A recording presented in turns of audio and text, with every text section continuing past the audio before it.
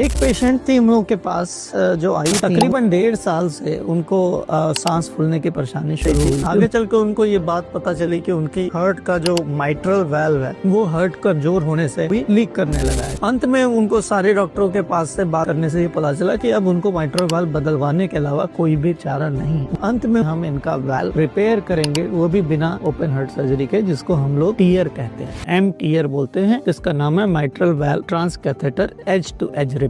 यह एक डिवाइस के थ्रू किया जाता है जिस डिवाइस का नाम माई क्लिप है, और ये एक तरीके का क्लिप है जो हम लोग तार के जरिए माइट्रल वाल्व में जाके लगा देते हैं, तो माइट्रल वाल्व की लीकेज जो है वो बंद हो जाती है। इस मरीज के पास इस ट्रीटमेंट थेरेपी के अलावा कोई भी ऑप्शन नहीं था, सो उन्होंने इस ट्रीटमेंट थेरेपी को ऑप्ट किया। यह 45 मिनट का एक छोटा सा प्रोसीजर था जिसमें हम लोग शॉर्ट जीए में ये प्रोसीजर करते हैं और पेशेंट को टेबल पे ही वापस हम लोग नॉर्मल करके और फिर हम लोग उनको वार्ड में आईसीयू में शिफ्ट कर देते हैं। मरीज को सिर्फ 12 घंटे तक आईसीयू में रहना पड़ता है और उसके बाद वो पेशेंट पूरी तरीके से नॉर्मल हो जाते हैं। खाने पीने, चलने, इस तरीके की सारी एक्टिविटी नेक्स्ट डे पे रिज्यूम हो जाती है। सबसे आश्चर्य की बात ये रही कि माई क्लिप प्रोसीजर के बाद उनको एक भी दिन ऑक्सीजन नहीं लगानी पड़ी। वो 4 महीने बाद पहली बार आराम से फ्लैट सोई और उनको बहुत अच्छा फील हुआ। और हम सब भी लोग इस बात से बड़े खुश थे कि हम इंटरवेंशन कार्डियोलॉजी में ऐसे प्रोसीजर्स आ चुके हैं